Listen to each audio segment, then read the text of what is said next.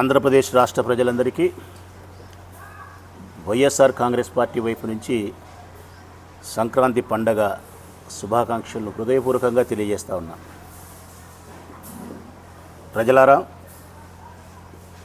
పండగని సంబోధించగలిగినా కానీ ఆ పండగ చేసుకునే పరిస్థితి ఈ రాష్ట్రంలో పేద మధ్యతరగతి వర్గాలకు, అట్టడుగు ఆర్థిక బలహీన వర్గాలకు లేదే అని చెప్పిన విచారం.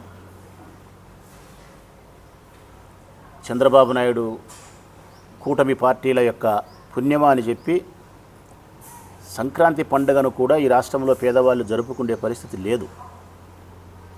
ఏదమన్నా మా పల్లెల్లో సామెత చెప్పినట్టు పండగ పూట కూడా పాతమ్మ ఊడేనా అని చెప్పి సామెత చెప్తుంటారు. అట్లా పండగ పూట కూడా పచ్చడి మెతుకులేనా? బాధ అనిపిస్తుంది. ఒకసారి మీరే గమనించండి, నా టేబుల్ మీద ఉండేటన్ని నిత్యావసర వస్తువుల ధరలే, నిత్యావసర వస్తువులే. దైనందిన జీవితంలో పేద మధ్యతరగతి వర్గాలకు సంబంధించినటువంటి నిత్యావసర వస్తువులేవి. బియ్యం ఉన్నాయి, చింతపండు ఉంది, కొబ్బరి ఉంది, కందిబ్యాళ్ళు ఉన్నాయి, ఉద్దిబ్యాళ్ళు ఉన్నాయి, తెల్లగడ్డలు తెల్లవాయలు ఉన్నాయి, నూనె ఉంది ప్రధానమైనటి. దాంతోపాటు మద్యం ఉంది. ఏందబ్బా వైఎస్ఆర్ కాంగ్రెస్ పార్టీకి సంబంధించిన రాచమల్లు మద్యాన్ని కూడా నిత్యావసర వస్తువులతోనే పోలుస్తున్నాడు అనుకుంటే ఇది సత్యమే ప్రజలారా.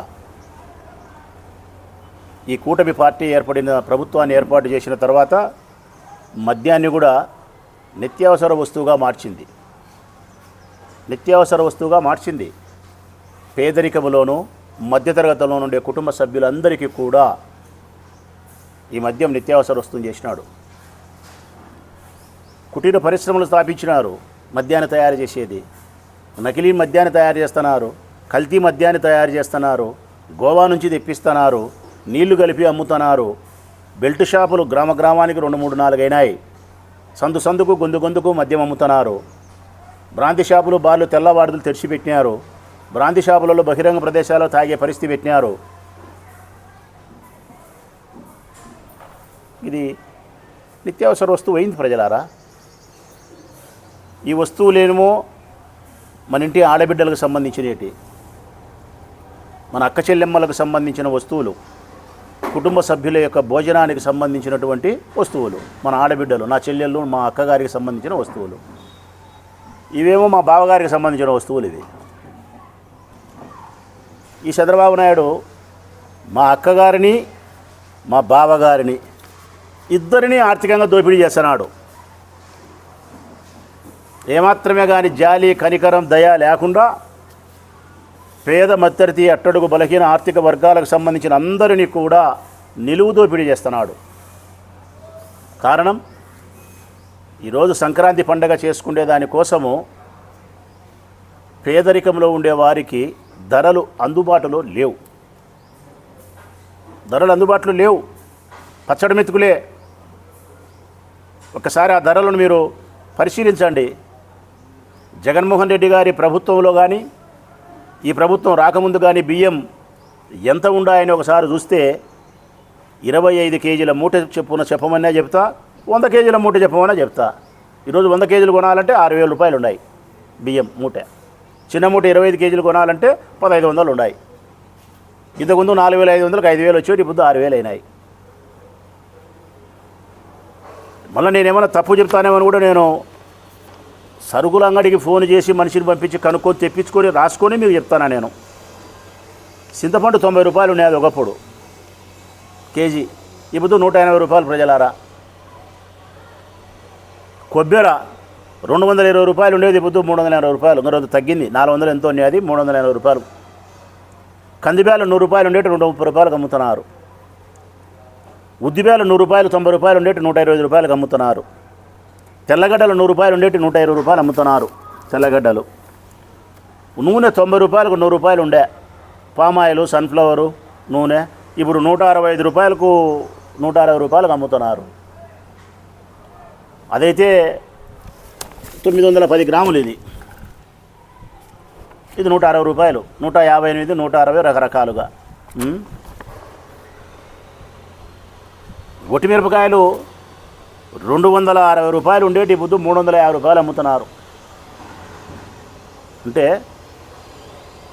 పేద మధ్యతరగతి వర్గాలకు సంబంధించిన వాళ్ళు ఈ వస్తువులను అందుకుండేదానికి వీలు లేనంత ధరల ఆకాశాన్ని అంటుతున్నాయి. ఏం కొనుక్కొని ఏం తినాలా? మంచి బియ్యముతో తెల్ల బువ్వ చేసుకొని తినాలంటే అంత ధర పెట్టాలా. కేజీ 50 రూపాయలు పెట్టాలి బియ్యం. ఇంత పాయసం చేసుకొని తినాలన్నే, ఇంత పప్పు ఒక తాలింపు చేసుకొని తినాలన్నే, పండగ పూట 4 వడియాలు వేయించుకొని తినాలన్నే సరుకులకు వందల వేల రూపాయలు వెచ్చించాల్సినటువంటి పరిస్థితి ఏర్పడింది. ఇది ఈ బాధ అక్కగారు పడతారు.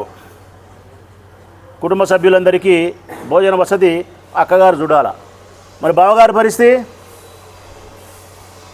పరిస్థితి అన్నా చంద్రన్న, ఇది నీ చంద్రన్న కానుక, సంక్రాంతి కానుక.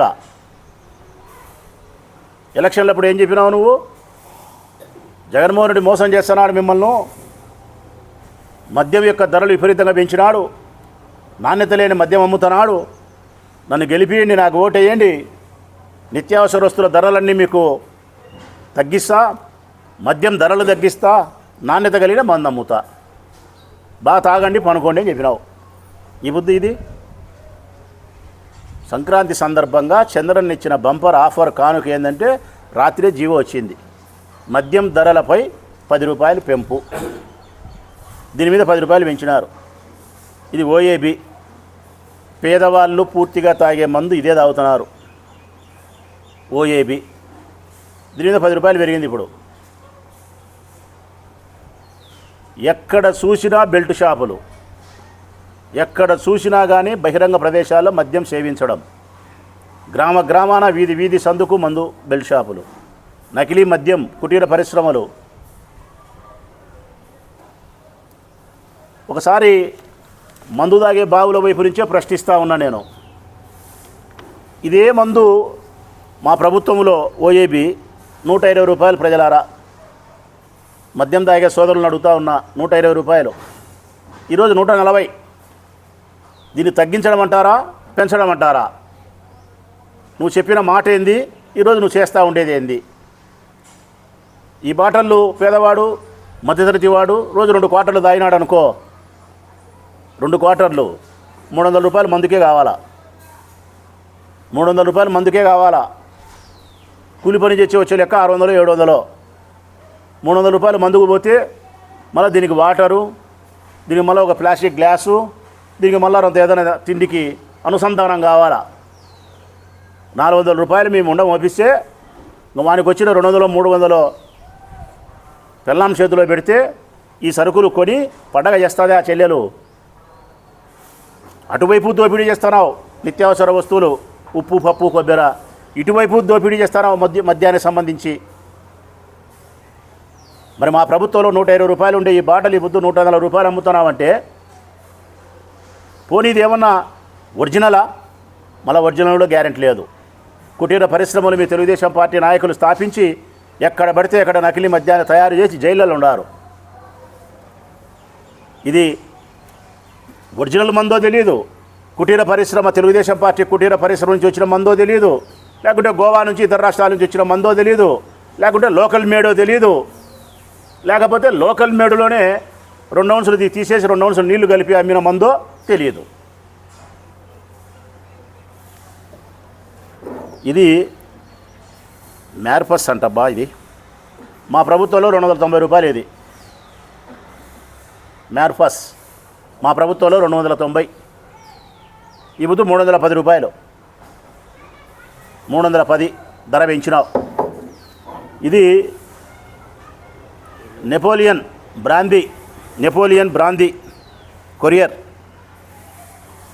ఇది మా ప్రభుత్వంలో 230 రూపాయలు. ఈ బుద్ధు 250 రూపాయలు, 20 రూపాయలు పెంచినావు. 2 బాటలు తాగినాడు అనుకో, రోజుకు 40 రూపాయలు పెరుగుతుంది. రోజుకు 40 రూపాయలు పెరిగితే 30 రోజులకు 1200 పెరుగుతుంది.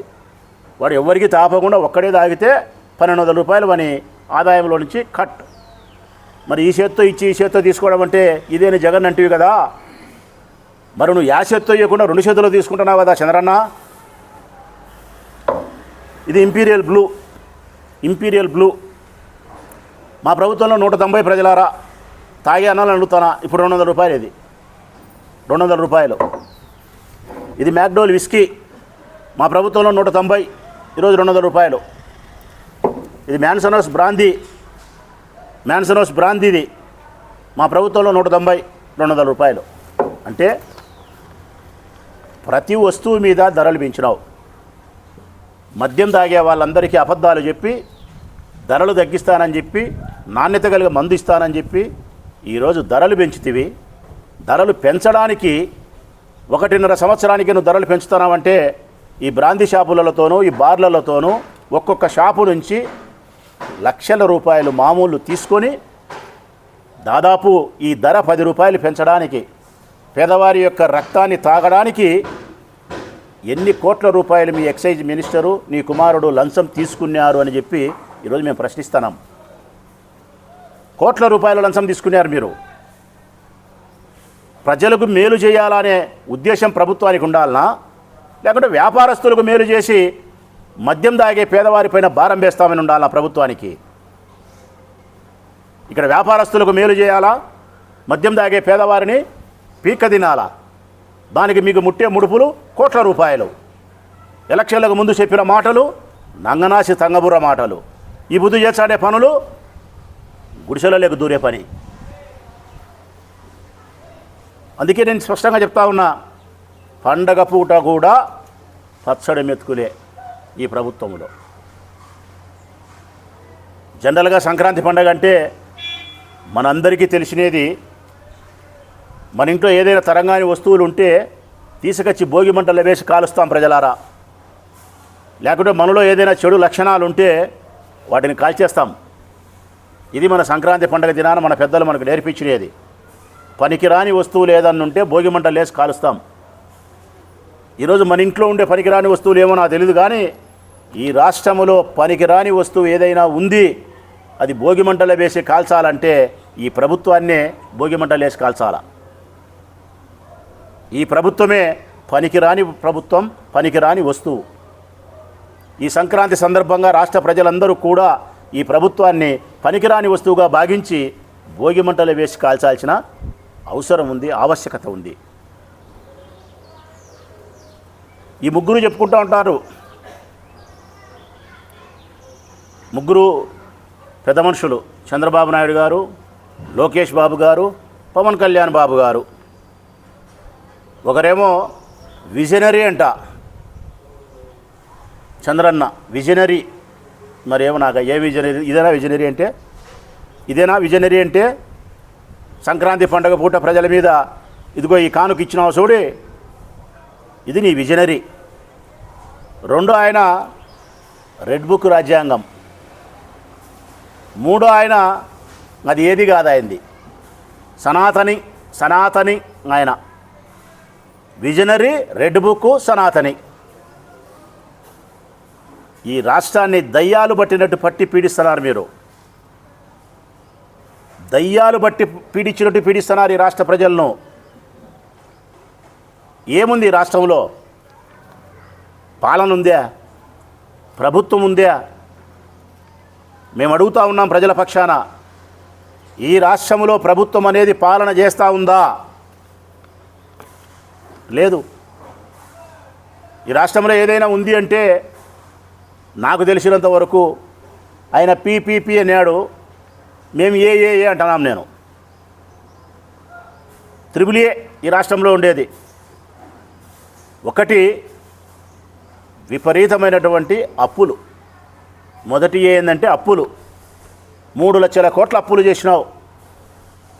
3 లక్షల కోట్లు అంతా ఇంత కూడా కాదు నువ్వు చేసిన అప్పు 18 నెలల కాలంలో. రెండవది ఆస్తులు దారాదత్తం చేస్తున్నావు 99 పైసలకు. వేల కోట్ల రూపాయలు విలువ చేసే ఆస్తులను, ప్రజల ధనాన్ని 99 పైసలకు నువ్వు దారాదత్తం చేస్తున్నావు బోగస్ కంపెనీల పేరుతో.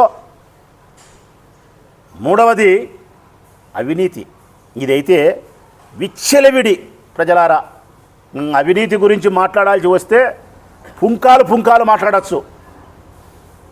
దొరికినోనికి దొరికినంత, సిక్కినోనికి సిక్కినంత, పెద్దోడు చిన్నోడు ఏ స్థాయికి ఆ స్థాయికి. ఇసుక లేదు, మట్టి లేదు, నీళ్లు లేదు, భూములు లేవు, బ్రాందీ లేదు, ఒక్కటి కాదు. ధనార్జనే ధ్యేయంగా పెట్టుకొని విచ్చలివిడి అవినీతి, కరప్షన్ పెరిగిపోయింది. ఒకవైపు అవినీతి, ఒకవైపు ఆస్తులను దారాదత్తం చేయడం, ప్రజల ఆస్తులను, మరొక వైపు అప్పులు చేయడం. ఇంతకు తప్ప ఈ రాష్ట్రంలో ఏమన్నా ఉందా? అసలు ఈ రాష్ట్రంలో శాంతి భద్రతలు ఉన్నాయా అని అడుగుతున్నాం మేము. స్త్రీల యొక్క మానాలకు ప్రాణాలకు రక్షణ ఉందా అని అడుగుతున్నాం మేము. రెడ్ బుక్ రాజ్యాంగం నడుస్తుంది, కక్ష సాధింపు చర్యలు జరుగుతాయి. స్త్రీల యొక్క ధనానికి, మానానికి, శీలానికి విలువ లేకుండా పోయింది. విచ్చలవిడి అప్పులు చేస్తున్నారు. నీ ఇష్టానుసారం ఆస్తులు, ప్రజల ఆస్తులను దారాదత్తం చేస్తున్నారు, దోచుకుంటున్నారు, ధరలు పెంచుతూ ఉన్నారు, కరెంటు బిల్లులు పెంచుతూ ఉన్నారు, మద్యం ధరలు పెంచుతూ ఉన్నారు, నిత్యావసర ధరలు పెంచుతూ ఉన్నారు, ఇంటి పన్ను పెంచినారు, నీటి పన్ను పెంచినారు. ఏది మీరు పెంచండి? ఎన్నికలకు ముందు ఈడ కట్ చేస్తే, ఎన్నికలకు ముందు క్వైట్ ఆపోజిట్ మాట్లాడినారు. దీనికి భిన్నంగా మేము వచ్చే ఏదో రామరాజ్యాన్ని తీసుకొచ్చామన్నట్టు చెప్పినారు. రామరాజ్యమా? రాక్షస రాజ్యం వెళ్తుంది ఆంధ్రప్రదేశ్లో. వేటినైనా క్షమించగలుగుతామేమో కానీ పేదవాడు పండగ పూట కూడా ఇంత పాయసం చేసుకొని, మంచి బియ్యంతో అన్నం చేసుకొని, ఒక పప్పు, ఒక తాలింపు, రసము, పెరుగు, ఇన్ని వడియాలో మిరపకాయలు ఎంచుకొని, కుటుంబ సభ్యులు తల్లులు పిల్లలు కూర్చొని మాట్లాడుకుంటా తినడానికి కావాల్సిన స్థితిని కూడా ఈ రాష్ట్రంలో నువ్వు కల్పించలేదు. చూడి, ఈ ధరలు పెంచి దోసుకుంటున్నావు చూడు. నువ్వు క్షమించాల్సిన అవసరమే లేదు నిన్ను. అత్యంత దుర్మార్గమైనటువంటి ప్రభుత్వం నీది. ఈ సందర్భంగా మేము చంద్రన్నను అడిగేది ఏంటంటే, ఈ సంక్రాంతి పండుగ సందర్భంగా మద్యం బాబులకు సంక్రాంతి కానుక ఇచ్చినాడు చంద్రన్న. ఆడవాళ్ళకైతే నిత్యావసర వస్తువుల ధరలన్నీ కూడా పెంచి వారికి కానుక ఇచ్చినాడు. మరి ఈ ప్రభుత్వం ఉండాలనో, లేకపోతే సంక్రాంతి సందర్భంగా భోగిమంటలు లేచి ప్రభుత్వాన్ని కాల్చాలనో, ప్రజలు ఒక్కసారి విజ్ఞత కలిగిన ప్రజలు ఆలోచించాల్సినటువంటి బాధ్యత ఉందని చెప్పి విజ్ఞప్తి చేస్తూ ఉన్నా.